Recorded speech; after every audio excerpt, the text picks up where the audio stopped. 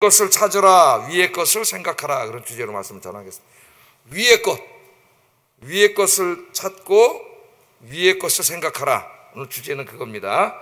자, 이 사도 바울이 이제 막 그리스도인이 된 골로새 교인들에게 하시는 이제 권면의 말씀인데, 예수 믿고 이제 그들이 새 사람이 됐지 않습니까? 그리스도인이 됐습니다. 그럼 그리스도인 됨이 무엇인가? 그리스도인이 된 이후에는 그리스도를 믿기 이전의 삶과 어떻게 달라져야 되는지, 이제 무엇을 추구하며 살아야 되는지, 여기에 대해서는 가르치는 말씀이에요. 바울은 이것을 효과적으로 가르치기 위해서 먼저 골로새 교인들에게 예수 믿고 구원받았다는 것이 어떤 의미인가를 실존적으로 종말론적으로 가르칩니다. 그리고 그 바탕 위에서 이렇게 구원받은 그리스도인들이 이제 남은 삶을 무엇을 추구하며 살아야 되는가, 여기에 대해서 오늘 가르치고 있습니다. 자, 여러분 예수 믿고 구원 받으셨죠? 그럼 여러분 인생에 엄청난 변화가 있는 거예요. 그래서 그 예수 믿고 구원받은 사람들은 이제 옛날 예수 믿기 이전에 추구하던 것을 추구하며 살면 안 되고 이제 새로운 것을 추구하며 살아야 됩니다. 그 삶이 무엇인지 오늘 말씀을 통해서 좀 묵상해 보도록 그렇게 하겠습니다. 자, 오늘 핵심은 뭐냐 하면은 그리스도인들이 무엇을 추구하며 살아야 하는가예요. 그 제목이 뭐라 그랬어요? 위의 것을 추구하라 그랬잖아요. 그럼 위의 것의 반대는 뭐예요? 아래 것이죠. 아래 것. 위의 것은 하나님이 계신 곳이에요. 예? 하나님 나라, 하늘. 아래 것은 우리가 이 육신이 살고 있는 이 땅입니다. 그래서 예수 믿고 구원받은다면은 이제 이 땅의 것을 추구하면 안 되고 저 위의 것을 추구하며 살아야 된다. 이것을 이제 가르치기를 원하는데, 그러기 위해서는 우리가 누구인가가 먼저 분명해져야 돼요. 나는 이 땅에 이 육신이 살고 있는 존재지만은 이 땅에 속한 자가 아니라 저 위에 속한 자라는 거. 그래서 바울은 먼저 이 그리스도인의 정체성을 먼저 가르칩니다. 예수 믿고 구원받았다는 의미가 뭔가, 그것을 먼저 가르치고, 그 다음에 그러므로 그리스도인들은 무엇을 추구하면서 살아야 되는 거예요. 항상 정체성이 먼저예요. 예? 신학적으로는 직설법이 먼저고 그 다음에 명령법이 그 다음에 따라오는 겁니다. 자, 1절 한번 읽어보겠습니다. 1절 시작.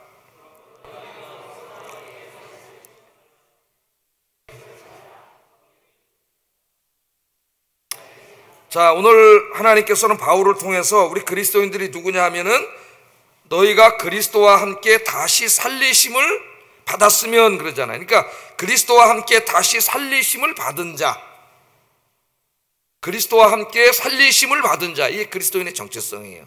그리스도와 함께 살리심을 받은 자. 그러니까 살리심을 받았으니까 믿기 전에 우리가 죽어 있었다는 걸 전제하고 있습니다. 죽어 있었는데 예수 믿고 구원받으면서 살리심을 받은 자라래요. 살리심을 받은 자. 예수 그리스도와 함께니까 예수 그리스도가 십자가에서 죽으셨다가 다시 살아났잖아요. 부활하심이죠. 그래서 그 그리스도의 부활하심과 함께 우리도 예수 믿으면서 부활하신 주님과 한 몸이 되어서 다시 살아났다 그 말이에요. 살아났다. 이게 두 가지 의미가 있습니다. 이 살아났다고 하는 의미에 두 가지 의미가 있어요. 하나는 실존적인 의미가 있고 하나는 종말론적인 의미가 있습니다. 성경에서 우리가 예수 믿고 살아났다 할 때 실존적인 의미와 종말론적인 의미가 있어요. 이 실존적인 의미는 뭐냐? 중생을 말해요. 중생은 다시 태어난다는 거죠. 우리가 예수 그리스도를 나의 구주로 영접하고 내가 예수 믿고 구원받게 될 때에 어떤 일이 벌어진다고요?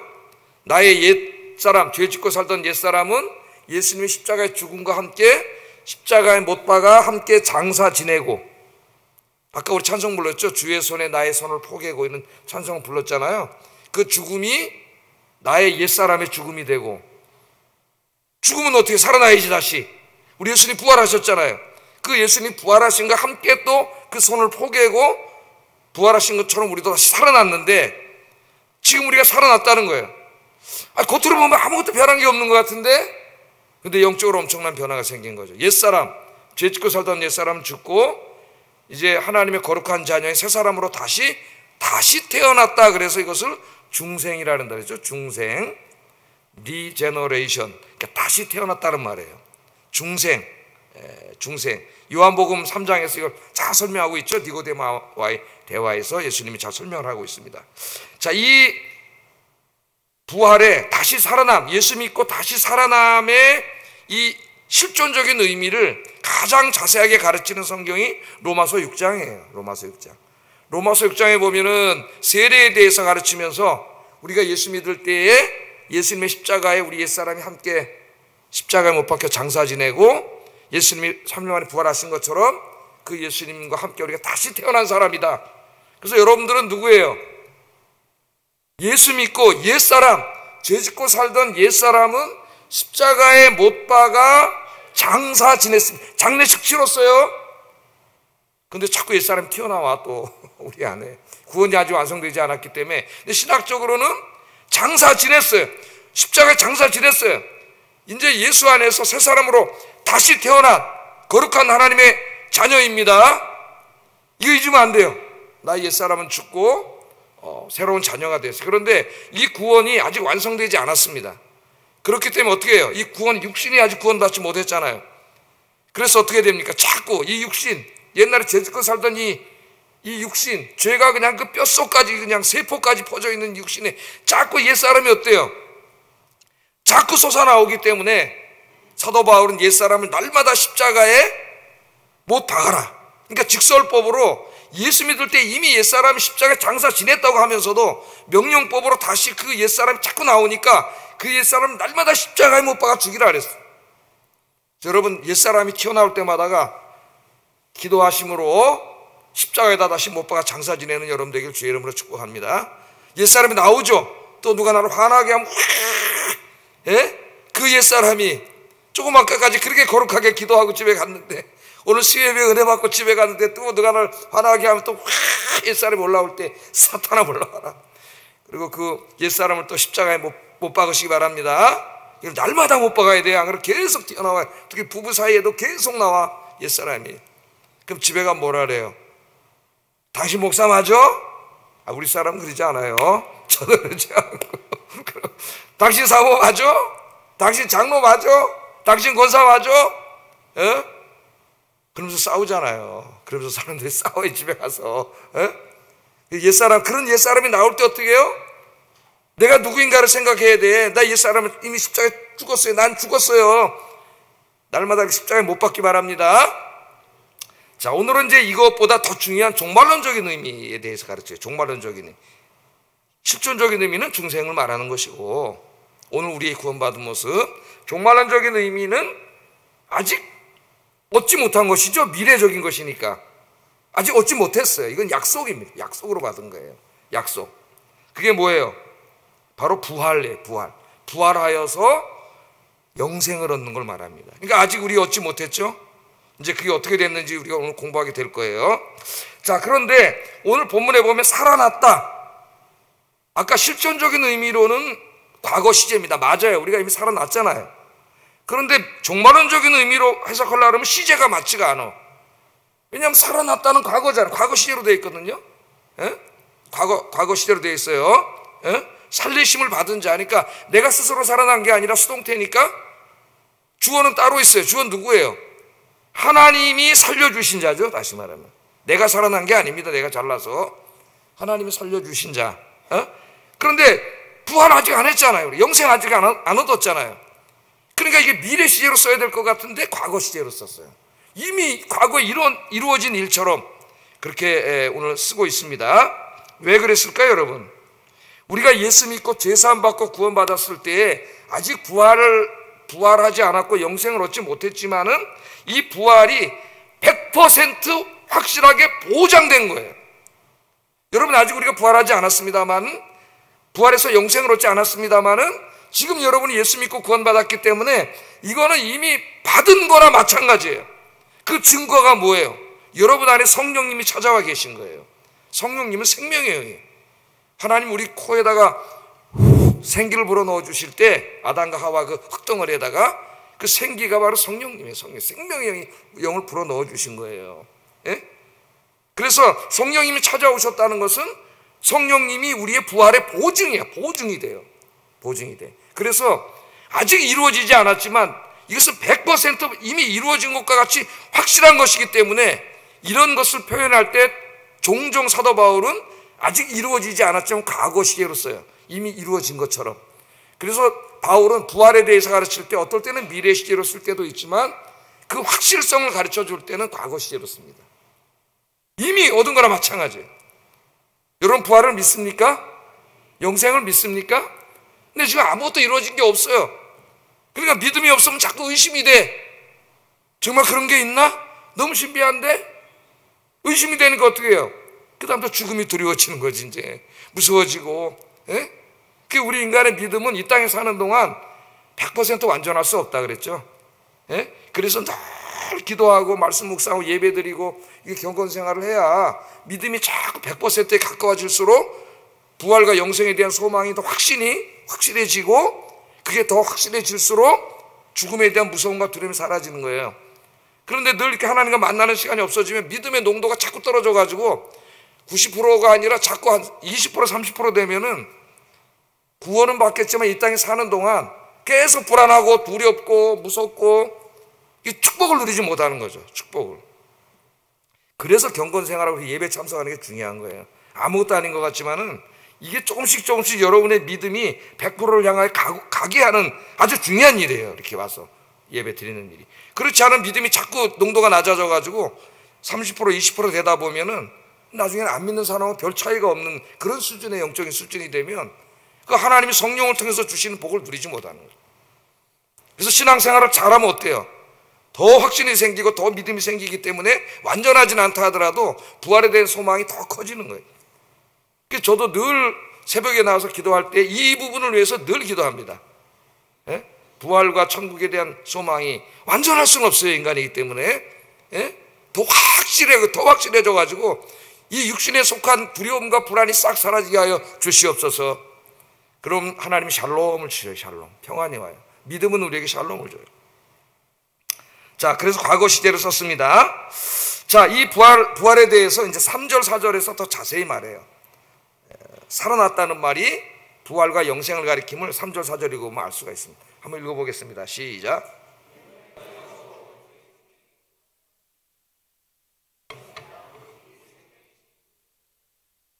너희와 그와 함께 영광 중에 나타나리라. 자, 이는 너희가 죽었었고 그 말이죠. 죽었었고 우리 예수 믿기 전에 우리 죽었었어요. 안 죽었는데 살아있었는데 변한 거 없는 것 같은데 근데 하나님은 너희 죽었었다 그래. 죽은 자야. 즉 죽은 자라는 말은 이제 앞으로 육신적인 죽음을 맞는다는 의미도 있지만 더 본질적인 의미는 영적인 죽음을 말하는 거죠. 살아있는 것 같으나 예수 믿지 않는 사람은 죽은 자예요. 영적으로 죽은 자예요. 그거는 뭐예요? 남은 인생을 뭘 추구하면서 살아? 땅의 것을 추구하면서. 위의 것을 추구해야 되는데 아래 것을 추구하면서 살아요. 아래 것을 추구하면서 사니까 자꾸 죄를 져요. 그래서 죄 짓고 살다가 죽어서 지옥 가게 돼 있는. 그 지옥 가는 게 뭡니까? 하나님으로부터 영원히 분리돼서 구원받을 수 없는 지옥에 떨어지는 것을 성경은 죽음이라고 얘기해요. 죽음. 사실은 거기 죽는 게 아니죠. 그런데 그것을 죽음이라 그래요. 영적인 죽음. 그렇게 성경은 이야기하고 있습니다. 자, 그러나 우리 그리스도인들은 그렇게 영적인 죽은 자였는데 아까 말했지만은 예수 믿고 이제 우리가 어떻게 됐어요? 중생을 얻고 부활과 영생을 약속받은 자가 됐죠. 받은 거나 다름이 없다 그랬잖아요. 지금 과거 시제로 썼다 그랬잖아요. 부활과 영생을 받은 자. 그래서 우리는 다시 산 자가 됐어요. 산 자. 우리는 죄 짓고 살다가 지옥에 가서 하나님으로부터 영원히 분리돼서 그 고통을 영원히 당하는 자가 아니에요. 이제 예수 믿고 구원받았기 때문에 영생을 얻어서 하나님과 함께 천국에서 행복하게 영원히 사는 자가 된 줄로 믿습니다. 물론 그리스도인들도 믿지 않는 자들처럼 육신의 죽음을 경험하게 되지만 이제 우리 주님이 재림하실 때에 이 부활하여 영생을 얻게 된다는 거예요. 영생을 얻게 된다.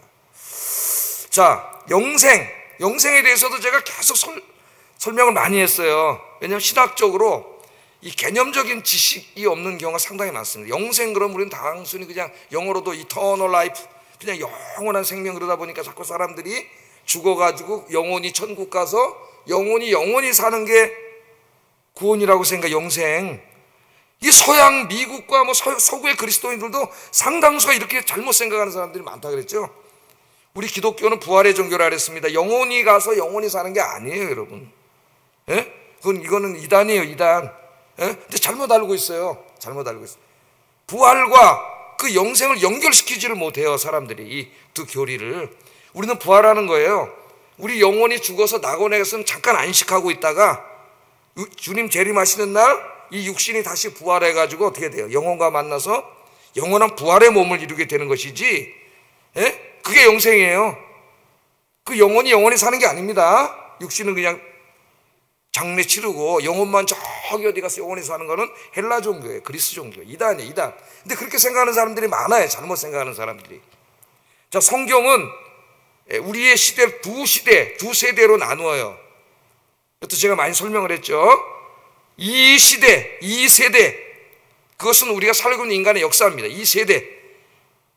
그 다음에 올 세대가 있어요. 올 세대. 올 세대는 아직 오지 않았어요. 우리 예수님이 오실 때 가지고 올 세대예요. 올 세대. 그래서 성경에서는 하나님 나라, 혹은 새하늘과 새 땅, 혹은 천국, 그렇게 말하죠. 두 세대가 있어요. 이 시대를 우리가 살고 있잖아요.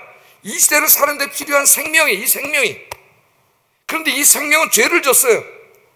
그래서 이 생명을 가지고는 올 시대 하나님 나라, 올 시대 하나님 나라에 가서 살 수가 없어요.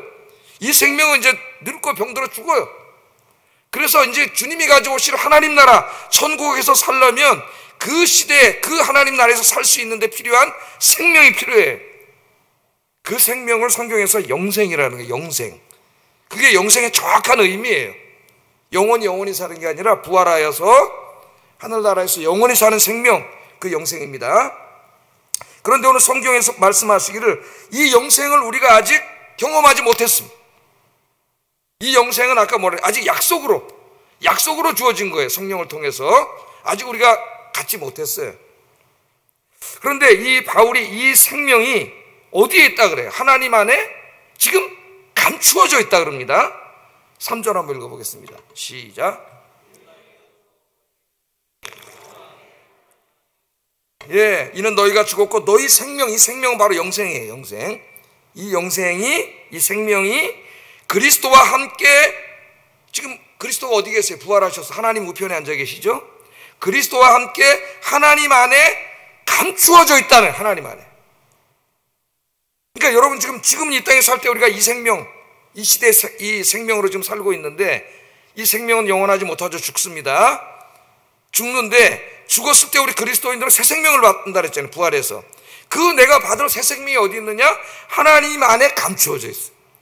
하나님이 계신 거죠. 하나님이 안에 감추어져 있다는 말은 하나님이 안전하게 잘 보관하고 있다는 말이에요. 굉장히 신비한 이야기죠. 여러분이 이제 이 생명은 죽을 것이고 이제 주님 재림하실 때 부활해서 새 생명을 얻게 되는데, 그 새 생명이 어떻게 하나님 안에 감추어져 있다는 거예요. 감추어져. 부활할 때 주님이 그 생명을 주시는 거죠. 우리 영혼과 육체가 만날 때 그 생명을 주시는 거예요. 그 생명이 있는 자만이 하나님 나라에서 영원히 살 수가 있어요. 하나님과 함께. 근데 그 지금 생명은 하나님 안에 감추어져 있어요. 그러니까 안심하세요, 여러분. 하나님이 잘 보관하고 계셔.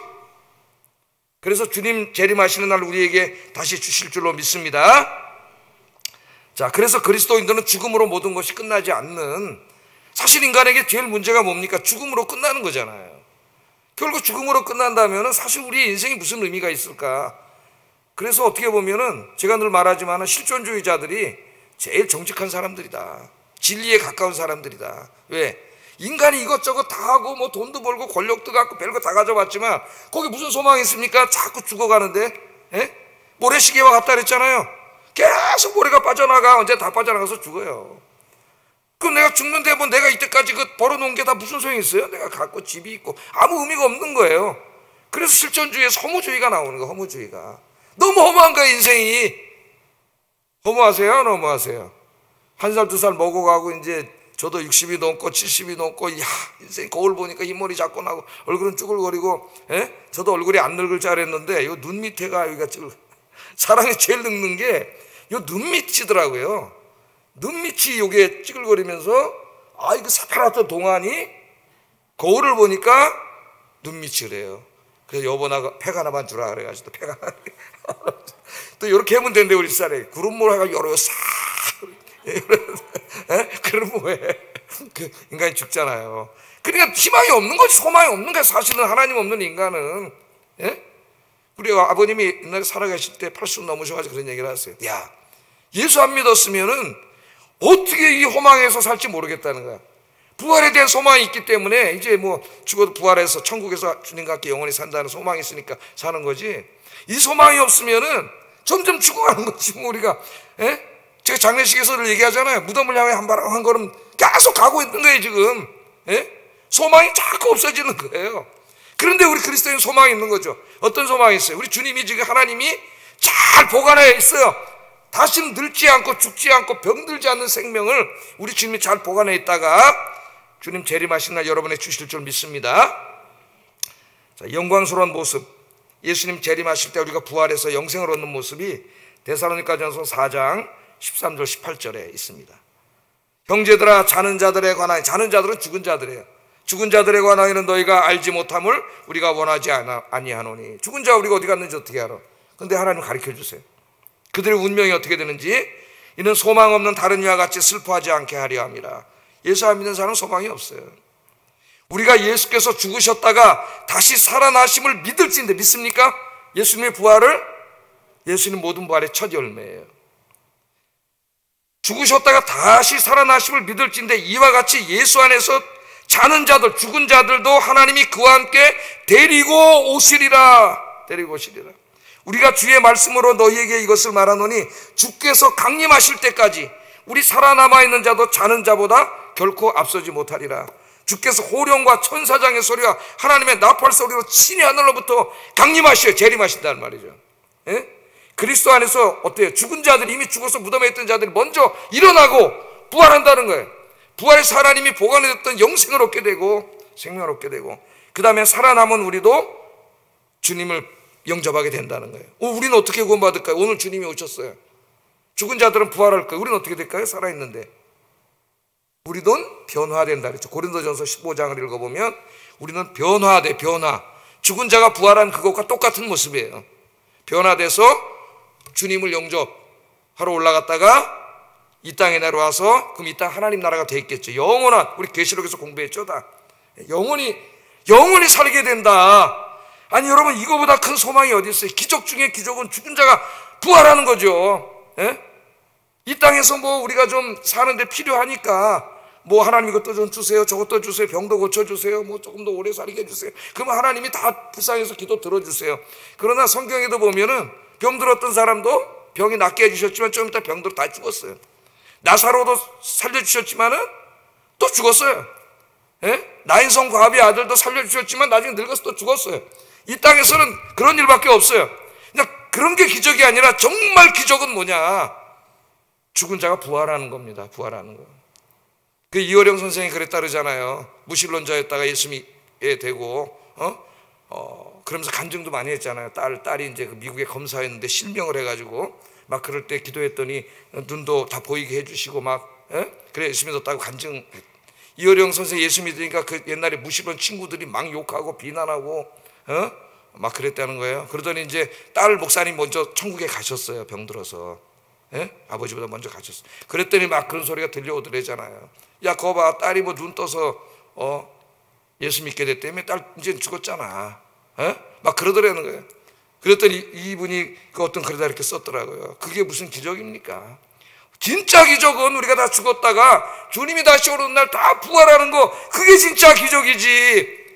할렐루야. 이 땅에서는 어떤 기적이 일어나도 다 좀 있으면 다 없어져 죽는 거예요. 진짜 기적은 그런 게 아니에요. 죽은 자가 다시 부활하여 영생을 얻어서 하나님 나라에서 영원히 사는 것, 그게 기적이지. 할렐루야. 우리는 이미 죽었다 살아난 자, 그 부활과 영생을 보증받은 자, 하나님이 성령을 보내주셔서 그것을 보증해 준 자, 그 축복을 받은 자, 그 사람이 바로 그리스도인이다. 너희들이다. 너희들이다. 그래서 빌립보서 3장에서는 뭐라 그래요? 너희의 시민권은 어디 있어요? 하늘에 있잖아요. 하늘에. 빌립보는 로마의 식민지로서 로마의 퇴역군인들, 그러니까 로마의 가장 충성스러운 사람들이 가서 사는, 퇴직금으로 준 땅입니다. 그 땅을. 로마의 직업군인이잖아요. 로마는 다 직업군인이에요. 퇴직할 때 월급을 줘야, 퇴직금을 줘야 돼. 로마 재정으로 그걸 다 줄 수가 없어요. 그러니까 식민지를 개척해서 빌립보 지역으로 태역 군인들을 갖다 보낸 거예요. 그래서 거기 로마 군인들이 가서 사는데 그들에게 제일 자랑스러운 거는 조국을 위해서 자기들이 평생 싸워서 로마 시민권을 가지고 있는 겁니다. 그게 제일 자랑이에요. 그런데 바울이 뭘 하래? 그 가운데 예수 믿게 된 사람들로부터 이제 너의 시민권은 이 땅에 있는 게 아니라 하늘나라에 있다. 하늘나라. 너희는 하나님 나라의 시민이다. 할렐루야. 하나님 나라 시민입니다. 여러분 이 복을 받은 사람이 내가 누군지 알아야 돼요. 오늘부터 이 영생을 약속받은 자, 부활하여 영생을 얻어서 하나님 나라에서 하나님과 함께 영원히 사는 사람, 내가 그런 사람이야. 그렇게 여러분 소망을 가지고 행복하게 사시기를 주의 이름으로 축복합니다. 이 땅에 있는 일들은 아무것도 아니야. 다 조금 있다 없고 뭐 다 그 변하는 세상 속에서 잔잔한 일들이에요. 진짜 중요한 이거의 신앙에서 이게 흔들리니까 자꾸 흔들리는 거야. 땅에 거면 조금만 없고 아프고 병들고 힘들면 그냥 주저앉는 거예요. 여러분들은 영생을 약속받은 축복받은 자인 줄로 믿습니다. 자, 바울은 이처럼 골로새 교인들에게 그들이 누구인가, 여러분이 얼마나 복받은 사람인가를 먼저 가르쳐줘요. 이게 정체성이잖아. 아이덴티티. 내가 누구인가를 알아야 돼요. 내가 누구인가를. 이 정체성이 제일 중요한 거예요. 자, 그걸 깨닫게 한 후에 이제 그렇다면 이 하나님의 자녀들, 영생을 약속받은 하나님의 자녀들은 무엇을 추구하며 살아야 되는가? 무엇을 추구하며 살아야 돼? 여러분 뭘 추구하며 사세요? 만약 내가 돈을 추구하는 사람이라면 내 모든 인생을 드라이브 해가는 게 뭐예요? 돈이지. 돈 버는 거. 돈이 생긴다면 내가 무슨 짓을 하는 거죠. 돈이 내 인생을 이끌어가는 사람이라면, 내가 돈을 추구한다면, 내가 권력을 추구하는 사람이라면 어떻게든지 저 여의도에 기어 들어가 가지고 저기 가서 그냥 불나방 같은 그 권력을 잡으려고 그냥 거기에 온갖 저런 행동을 하면서 그렇게 쫓아다니겠죠. 그 우리 그리스도인은 뭘 추구하며 살아야 되느냐? 1, 2절 한번 읽어보겠습니다. 시작.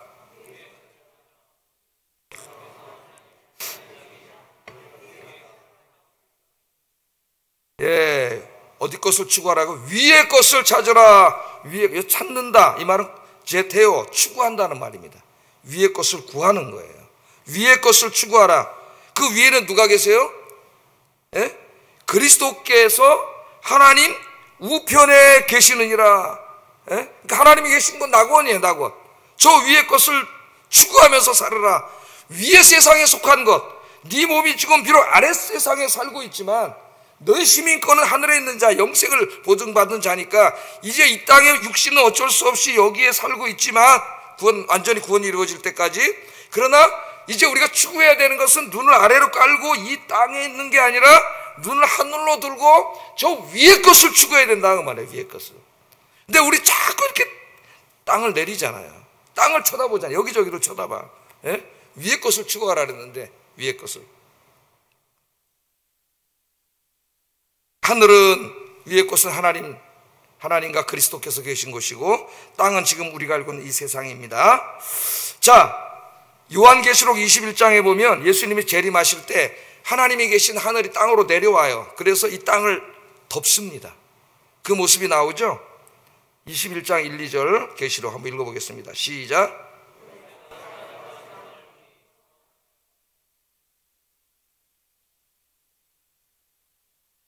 새 예루살렘이 하나님께로부터 하늘에서 내려오니 그 준비한 것이 신부가 남편을 위하여 단장한 것 같더라. 지금 이 세상이 어떻게 치유되고 구원되냐면은 하나님의 나라가 이 땅으로 내려옵니다. 새 예루살렘은 하나님 나라예요. 하나님 나라. 하나님 나라가 이 세상으로 내려와서 이 세상을 덮는 거예요. 그러면 하나님이 온 우주에 충만하시게 돼요. 충만, 가득 차. 하나님은 우주보다 크신 분이기 때문에 우주를 충만히 채워요. 그러면 그 안에 하나님의 충만이 이루어지면은 그 안에 있는 모든 게 살아나는 거예요. 모든 게 치유되고 모든 잘못된 게 다 고쳐지고 정상적으로 다 돌아오는 거예요. 하나님 충만하면. 그래서 여러분 안에 하나님이 충만한 걸 뭐라 그래요? 성령 충만.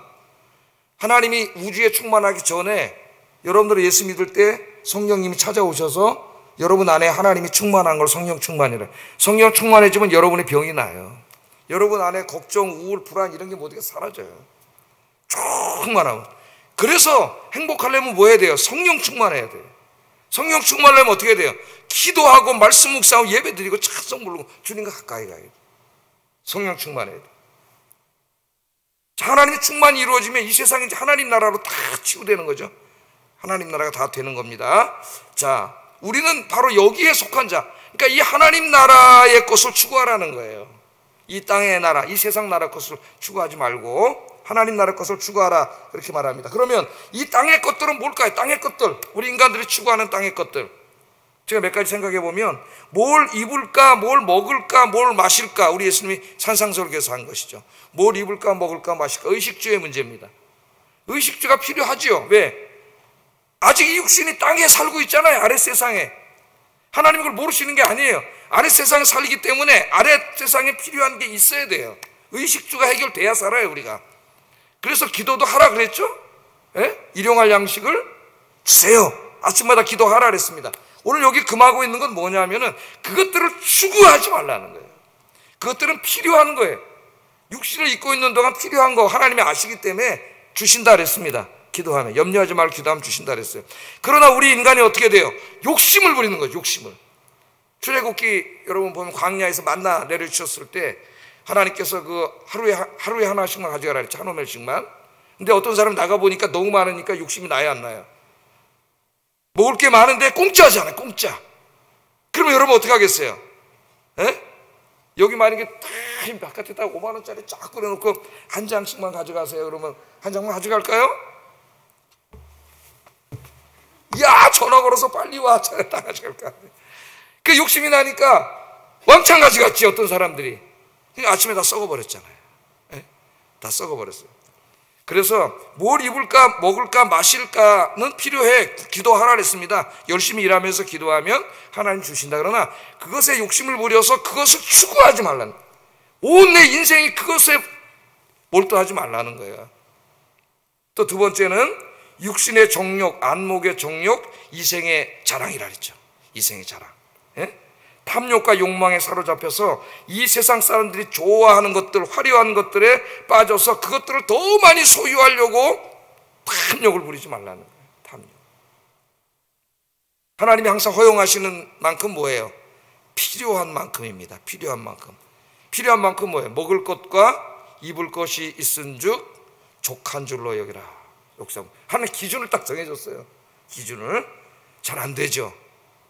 왜? 우리는 아직 구원받지 못해서 육신에 욕심이 있습니다. 탐욕이. 좋은 곳 있으면 다 소유하고 싶은 마음이 있어요, 우리가. 그래서 이것을 끊임없이 기도하지 않으면 이겨나갈 수가 없어요.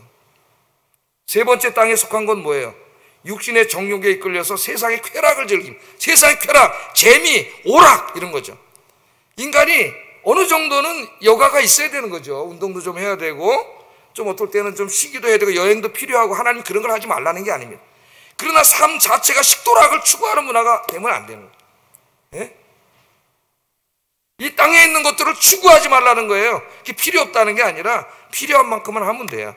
절제와 균형이 필요한 거죠. 그래서 기독교의 미덕이 절제예요, 절제. 예? 그런데 이 탐욕을 버리면 그것들을 추구하게 돼, 추구. 그러면 인생의 목적이 그것들을 얻고 더 많이 누리는 것이 돼요. 여러분 한번 생각해 보세요. 여러분 어떤 상태에 있는지. 그래서 우리는 아래 것을 구하지 말고 그리스도께서 계신 저 하늘의 것, 저 위의 가치를 추구하라는, 이 땅의 가치가 아니라 저 하늘나라의 가치를 추구하면서 살으라 했습니다. 하나님을 예배하며 말씀을 묵상하고 기도하는 일에 힘쓰고 하나님 나라의 복음을 전하고 주님의 몸된 교회를 섬기고 봉사하는 등 이 땅의 것을 추구하지 말고 하나님의 나라와 그의 영광을 추구하시는 저와 우리 아영교회 성도들 되시기를 주의 이름으로 축복합니다. 기도하겠습니다. 우리는 예수 그리스도와 함께 옛사람이 죽고 새 사람으로 다시 태어난 사람이며 부활하여 영생을 누릴 사람임을 늘 자각하며 살게 하소서. 자기 아이덴티티, 내가 누구인가? 자기에게 자꾸 자각시키세요. 자각. 잊어버려요, 사람들. 자기가 세상에 속한 사람인 줄 알아. 자꾸 자각시켜야 돼요. 말씀을 생각하면서. 두 번째, 그래야 이렇게 살 수가 있어요. 부활하여 영생을 누릴 사람으로서 이제부터는 땅의 것을 추구하지 않고 하늘의 것들을 추구하는 삶을 살게 하소서. 그럼 인생이 바뀌겠죠. 기도하겠습니다.